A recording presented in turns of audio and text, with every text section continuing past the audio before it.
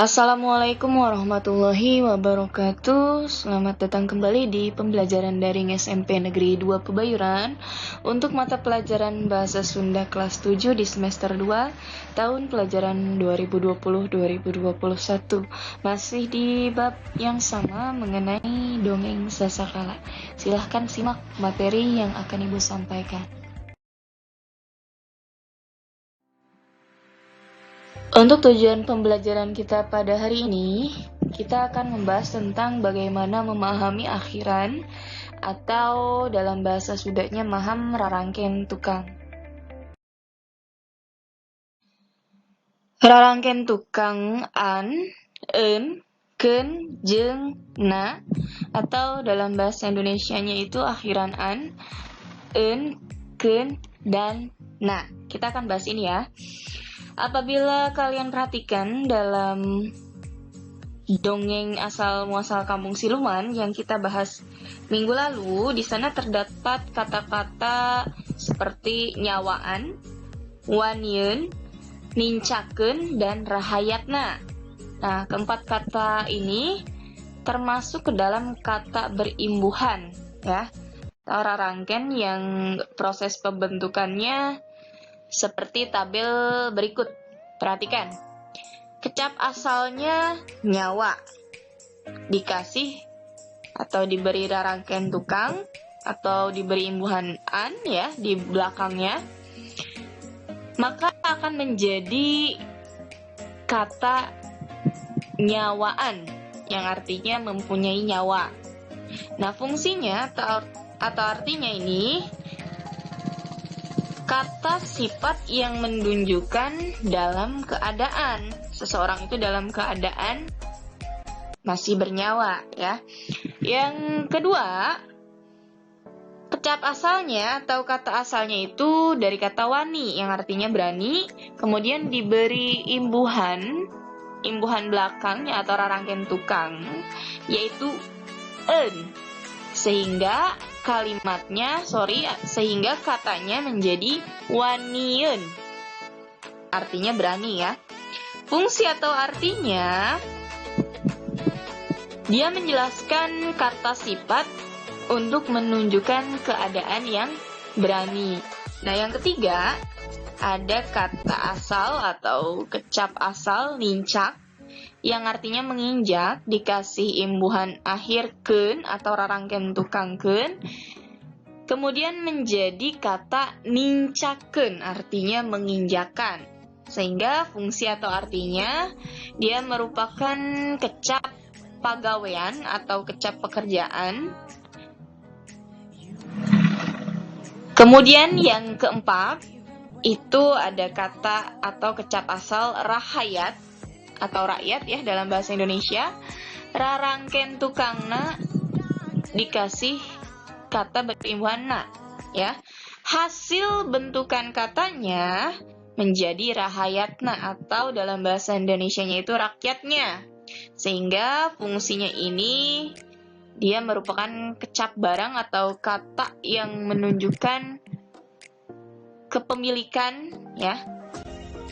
Nah, proses membentuk kata dengan memakai akhiran ini disebut dengan sufiksasi.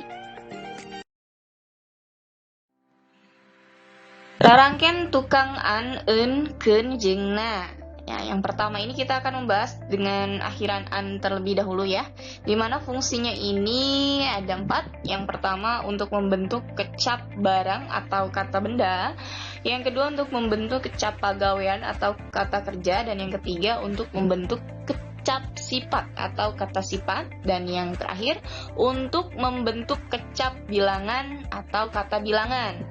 Arti dan contohnya bisa kalian lihat dan pahami dari slide yang Ibu sajikan. Nah, yang kedua, kita akan membahas mengenai akhiran en. Ya, fungsinya untuk membentuk kecap barang, yang pertama ya. Yang kedua, untuk membentuk kecap sifat. Kecap barang atau kata benda dan kecap sifat atau kata sifat. Di sana Yang pertama, untuk kecap barang artinya itu tempat atau arah, menunjukkan di ya. Contohnya hareupeun atau dalam bahasa Indonesia di depan, handapeun atau dalam bahasa Indonesia itu di bawah. Nah, yang kedua untuk menunjukkan hal yang dikerjakan. Contohnya dahareun artinya makanan, alaun artinya untuk diambil. Untuk kecap sifat atau kata sifat yang artinya penyakit, contohnya itu cacingeun, jengkoleun. Terus kemudian yang kedua, kecap sifat yang artinya bakat, contohnya itu kuuleun artinya malas, pejit, koreseun atau gampang lapar. Dan yang ketiga, kata sifat yang artinya keadaan atau kecap sifat yang artinya keadaan. Contohnya di sana tinggaleun atau ketinggalan, leungiteun atau kehilangan. Lalangken tukang an, eun, keun, jeung na. Nah, kita akan membahas yang ketiga dulu untuk akhirankeun. Akhirankeun ini fungsinya membentuk kecap pagawean atau kata kerja yang artinya bisa kalian lihat di 4 poin ya yang ada di slide. Yang keempat, akhiranna yang fungsinya membentuk kecap barang atau kata benda yang artinya dan contohnya sudah Ibu sajikan di slide. Coba kalian lihat, kalian tulis dan kalian pahami apa yang disajikan di slide berikut.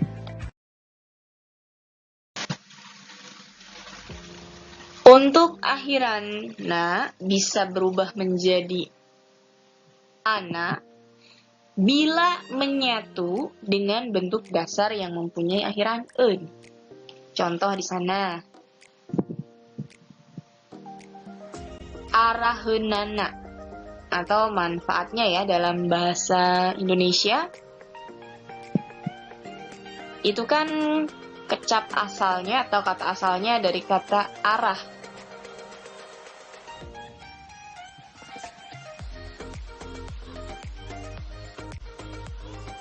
Membentuk kata dasar yang akhirannya eun, araheun, berubah menjadi akhiran ana, sehingga di sana menjadi araheunana. Begitu juga untuk yang katinggaleunana. Kata asalnya atau kecap asalnya dari kata katinggal ya. Kemudian menyatu dengan bentuk dasar yang akhirannya eun, katinggaleun, berubah menjadi akhiran ana sehingga di sana menjadi katinggaleunana. Nah, nana, akhiran nana bila menyatu dengan bentuk dasar yang hanya 2 suku kata, contohnya di sana ada etanana, itu kata asalnya atau kecap asalnya berasal dari kata eta, dikasih akhiran nana sehingga menjadi etanana. Kemudian ada 2 nana, kecap asalnya itu 2 dikasih akhiran nana sehingga menjadi 2 nana.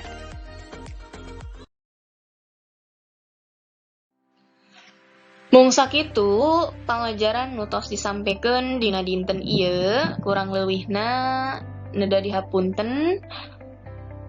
Mugi urang sadayana dina kaayaan sehat walafiat. Wassalamualaikum warahmatullahi wabarakatuh.